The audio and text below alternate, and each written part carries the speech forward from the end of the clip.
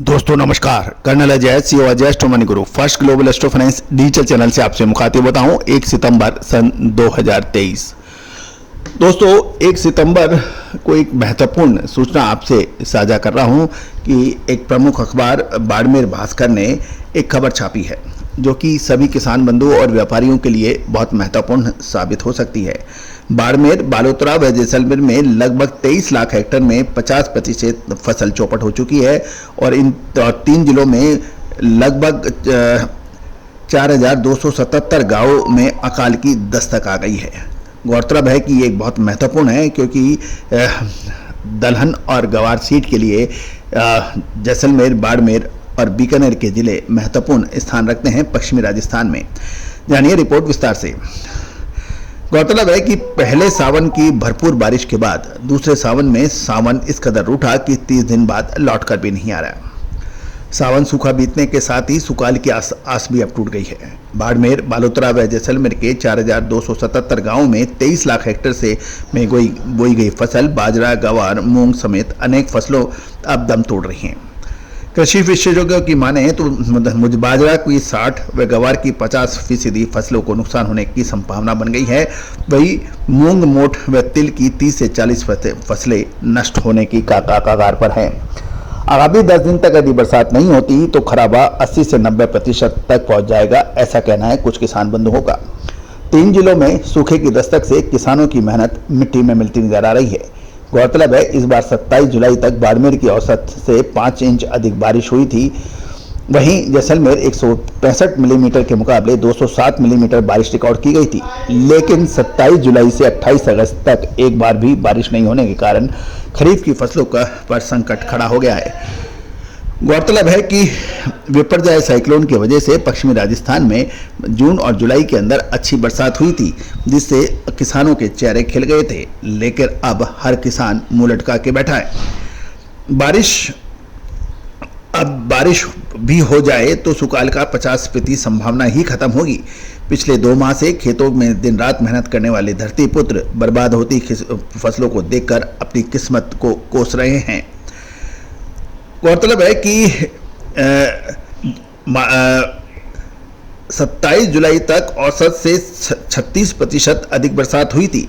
इसके बाद मानसून रूठ गया और 30 दिन बाद बरसात नहीं हुई। ऐसी स्थिति में अब सुकाल की उम्मीदें टूट गई हैं। पहले सावन में भरपूर बारिश के बाद तापमान 30 से 35 डिग्री के बीच रहा था और अंकुरित हुई फसलों को 38 से 40 डिग्री तापमान की जरूरत थी। इतना ही नहीं, बादल छाए रहने से धूप नहीं खिली, इसकी वजह से भी फसलों में ग्रोथ नहीं हो पाई। इस बार मौसम ने साथ नहीं दिया। अगली बारिश के बाद तेज हवाएं चलने लगी थी और पिछले 15 दिनों से लगातार धूल भरी आंधियों के कारण फसलें रेत में दफन हो रही हैं। इससे धोरों में अब खेत की वजह से अधिक नुकसान हुआ है।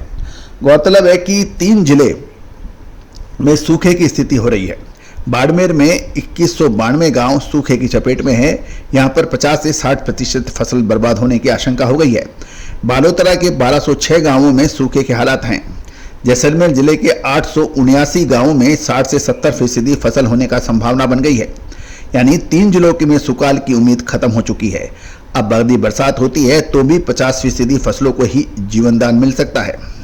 गौरतलब है कि यदि हम मोटे तौर पर देखें कि मौसम विभाग के माने तो अल नीनो का प्रभाव बारिश के लिए मुफीद नहीं है।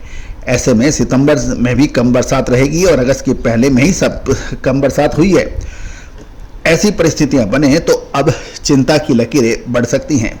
यदि हम फसलेवार देखें तो लक्ष्य और बुआई को माने तो बाजरा लगभग, यदि हम राजस्थान के इन जिलों की बात करें तो बाजरा, गवार, ज्वार, मोठ, तिल और मूंगफली की फसलें अपने तय लक्ष्य से अधिक बिजाई हुई थी क्योंकि मानसून की शुरुआत में शानदार बरसात विपर्जय साइक्लोन की वजह से हुई थी। यदि बाजरा देखें तो लगता 9 लाख लगभग 50,000 का, उसके मुकाबले 9,61,208 हेक्टेयर में बिजाई हुई थी, यानी अधिक।